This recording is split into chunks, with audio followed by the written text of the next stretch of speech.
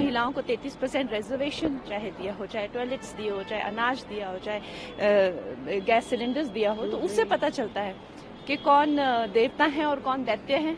जो महिलाओं का अपमान करते हैं उनको जो है इस तरह से सरेआम जो है मेरा घर तोड़ा गया, गंदी गंदी गालियां मुझे दी गई। कुछ मूर्खों के इकट्ठे हो जाने से देश के टुकड़े नहीं हो सकते।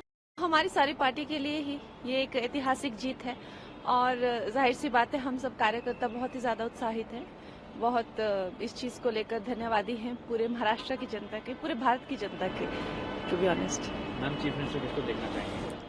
ये तो खैर अब हमारी जो पार्टी है उनका ये बनता है, इट्स देयर प्रोगेटिव।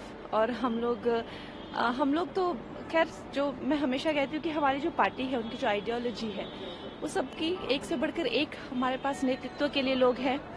तो उद्धव ठाकरे की इतनी बुरी तरीके से हार होगी, आपको ये उम्मीद थी? ये मुझे उम्मीद थी, क्योंकि मुझे लगता है कि अगर आप देखें इतिहास गवाह है, और मेरे काफी रील भी वायरल हो रहे हैं कि हम दैत्यों को और देवताओं को कैसे पहचानते हैं। जो महिलाओं की इज्जत उतारते हैं वो उसी श्रेणी के होते हैं, दैत्य ही होते हैं। और जो महिलाओं को सम्मान देते हैं, आज हमें अगर महिलाओं को 33% रिजर्वेशन चाहे दिया हो, चाहे टॉयलेट्स दिए हो, चाहे अनाज दिया हो, चाहे गैस सिलेंडर्स दिया हो, तो उससे पता चलता है कि कौन देवता है और कौन दैत्य है। तो दैत्यों का वही हुआ जो होता है हमेशा, उनकी हार हुई।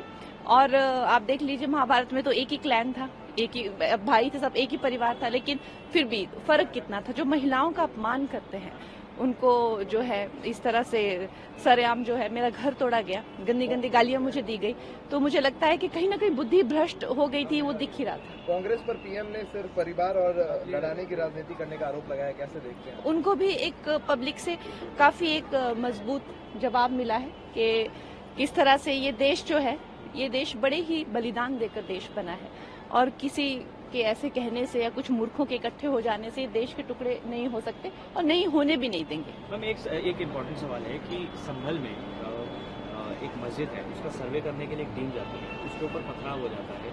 आज सुबह की घटना है, इस पर आपका क्या? आज जनी हुई है, पत्थरबाजी हुई है संभल में, तो इससे हमें साक्षात देखने को मिलता है कि एक है तो नेक है, अगर बटेंगे तो कटेंगे। आप देख सकते हैं कि किस तरह की सिचुएशंस हमारे देश में ऐसे ऐसे एरियाज भी हैं जहां पे जाना ही अलाउड नहीं है इवनिंग के बाद। तो खैर मुझे लगता है कि हम सबको एकजुट होकर इस चीज की निंदा करनी चाहिए। हिमाचल में भी हम लोगों ने इस चीज की निंदा की है, तो अभी के लिए तो मैं यही कह सकती हूँ। Ma'am, my last question is, ये प्रियंका गांधी वाड्रा भी जीती है वायनाड से, क्या कहना चाहेंगे? मेरी उनको शुभकामनाएं।